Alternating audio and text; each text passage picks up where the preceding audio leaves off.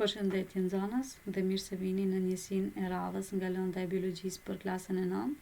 Kësaj radhe kemi zgjedhur të flasim për përshtatjet e detritivorëve dhe kushtet të cilat ndikojnë në përshtatjen e tyre.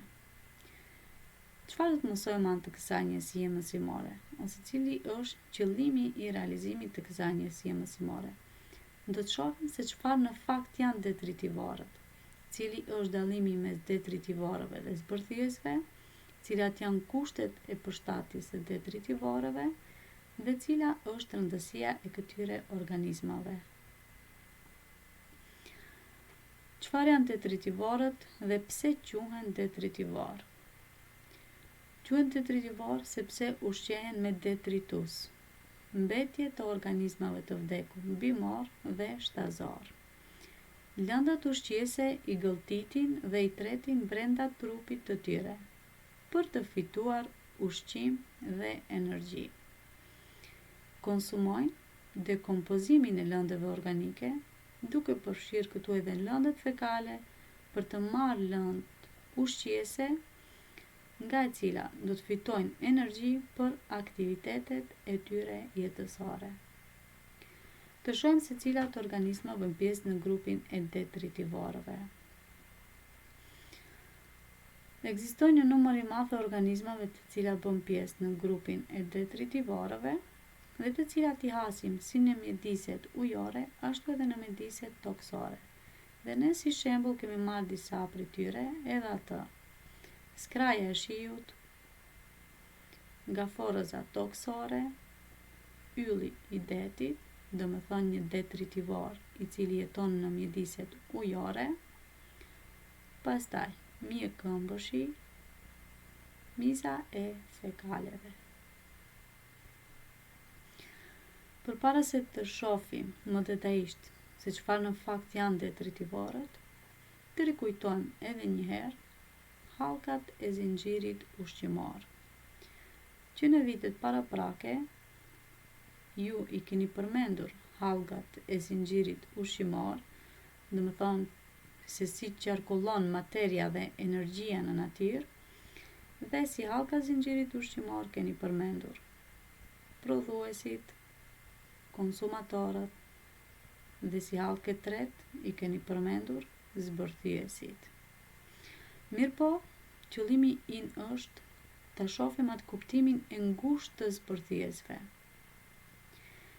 Termet detritivor dhe dekompozues ose zbërthyes shpesh herë përdoren në mënyrë të ndryshme. Detritivorët dhe zbërthyesit, do të thonë, janë organizma heterotrof. Bëhet fjalë për organizma të cilat ushqimin nuk e prodhojnë vetë, mirë po e marrin si të gatshëm. Dhe si zbërthyesit, ashtu edhe detritivorët ushqehen me mbetje të organizmave të vdekura, bimore dhe shtazore. Kush bën pjesë në grupin e zbërthyesve? Meqense famë se për ti hulumtuar më detajisht zbërthyesit, do të shohim se këtu i kemi edhe ato në ndarje tash. Do më thonë se në grupin e zbërthyesve i kemi detritivorët dhe saprofitët.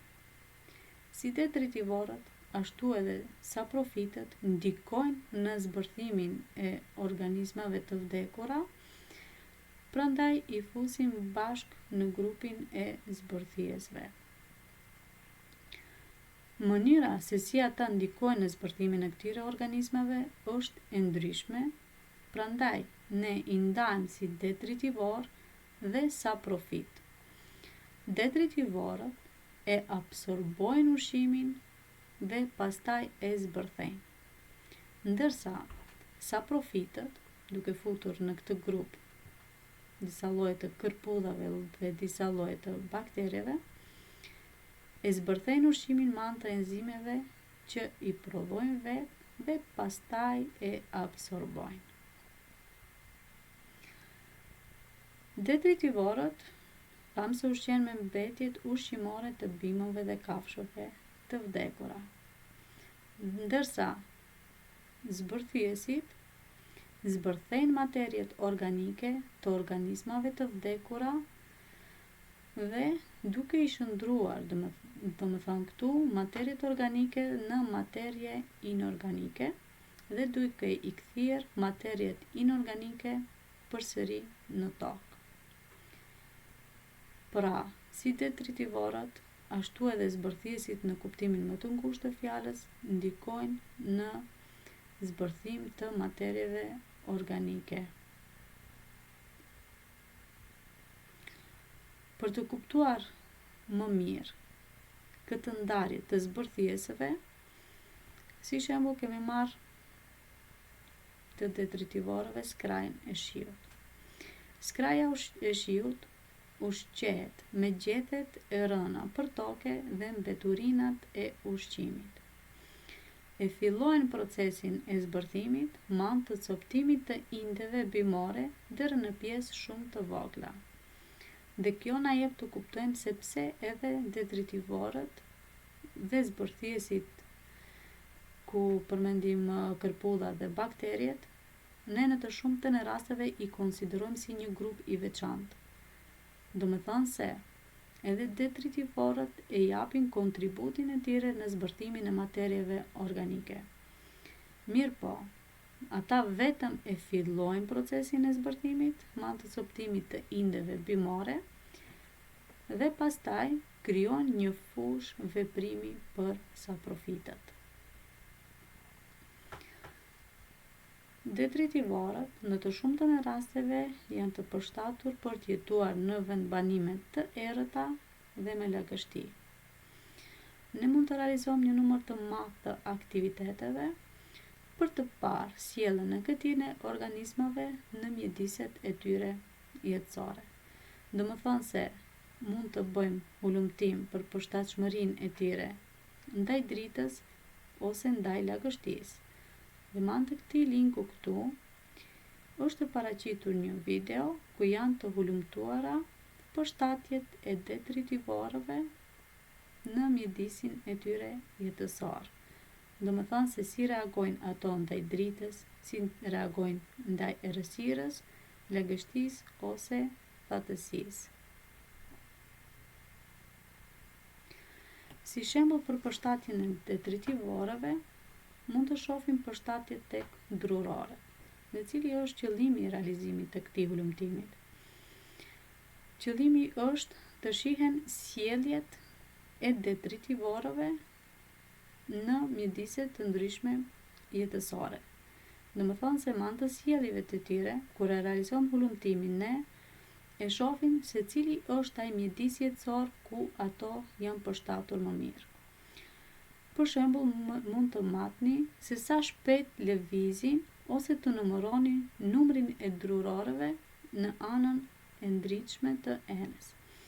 Do më thonë, e merrni një enë në të cilën vendosni drurorët, duke i ndarë enën në pjesë me kushte të ndryshme jetësore. Do më thonë, njërin pjesë e bëjmë më errët dhe njërin më ndriçim, dhe duke e parë atë më shpejtësinë e lëvizjes së drurorëve, dhe menjëherë ne do të kuptojmë se cili është ai mjedis jetësor në të cilën janë përshtatur më mirë për të jetuar drurorët. Dhe çfarë rezultatesh do të fitojmë? Do të shohim se drurorët shpejt do të ikin nga vendi më drejt vendit me errësirë. Dhe kjo është një mënyrë e përshtatjes së sjelljes së tyre. Për fund të shohim se cili ishte roli i zbërthyesve dhe detritivorëve. Kur përmendëm hallkat e zinxhirit ushqimor, në radhë të parë i përmendëm prodhuesit apo botën bimore. Si karakteristik e botës bimore apo prodhuesve është procesi i fotosintezës. Fotosinteza, si procesi më i rëndësishëm jetësor në planet, ku pa marrë parasysh se në cilën shkallë të zhvillimit teknologjik kemi arritur ne sot, ne përsëri vazhdojmë të varemi nga procesi i fotosintezës. Dhe bimët vazhdimisht kryejnë procesin e fotosintezës, duke siguruar në këtë mënyrë ushqim për veten e tyre, për konsumatorët, të cilat mund të jenë konsumatorë të rendit të parë, të rendit të dytë. Mirë po, çfarë do të ndodhë në qoftë se bimët vazhdimisht do të kryejnë procesin e fotosintezës, duke shfrytëzuar energjinë diellore, duke marrë dioksidin e karbonit nga ajri, duke marrë ujin nga toka, duke liruar oksigjenin. Do më thënë se vazhdimisht do të kishim një rritje të biomasës në natyrë. Nga ana tjetër, konsumatorët të cilat ushqehen me bimë, si bimët pra, si konsumatorët, në një fazë të caktuar do të mbaronin ciklin e tyre jetësor. E tash këtu vjen në shprehja e rëndësia e zbërthyesve dhe detritivorëve. Në qoftë se ne në natyrë vazhdimisht do të kishim prodhim dhe nuk do ta kishim këtë hallkun e tretë të zinxhirit ushqimor, në planetin Tokë nuk do të kishim pas mundësi të ecim nga kufomat e bimëve, të shtaseve, por edhe vetë njerëzve. Dhe kjo na jep të kuptojmë se zbërthyesit dhe detritivorët janë shumë të rëndësishëm për natyrën. Sepse këto i zbërthejnë materjet bimore dhe shtazore dhe në këtë mënyrë e kthejnë përsëri materjet inorganike në tokë, duke e bërë kështu tokën më produktive dhe bimët të mund përsëri këto materje minerale t'i marrin nga toka dhe të vazhdojnë të kryejnë pra procesin e fotosintezës. Kjo ishte njësia e përgatitur për sot. Unë ju falenderoj për vëmendjen që kishit dhe mirupafshim.